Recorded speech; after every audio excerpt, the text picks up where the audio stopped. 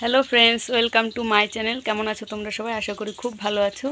তো আমি আজকে বাজারে গেছিলাম, বাজার থেকে পাঙ্গাস মাছ নিয়ে এসেছি। তো আমার বোন হচ্ছে ও বাড়িতে রান্না করে, এবার পাঙ্গাস মাছটা এনেছি। তো ও রান্না করছে, তোমরা একটু দেখো ও রান্না করছে।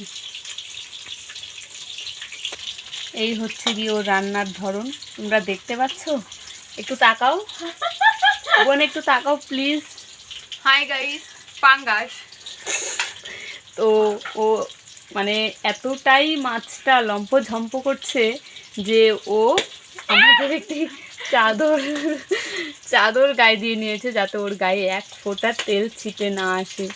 তো এত সুন্দর রান্না আশা করি তোমরা কখনো দেখোনি। তোমাদের জন্য এটা অ্যাডভাইস যে তোমরা যদি কেউ পাঙ্গাস মাছ রান্না করো তো এভাবে রান্না করবে, তাহলে তোমাদের গায়ে তেল ছিটেও আসবে না আর ফোস্কাও পড়বে না।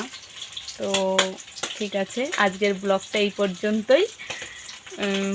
পরবর্তী ব্লগে আবার দেখা হবে তোমাদের সাথে। ওকে, তোমরা কিন্তু একদম ভুলবে না, ঠিক এভাবেই রান্না করবে যদি তোমরা বাঁচতে চাও।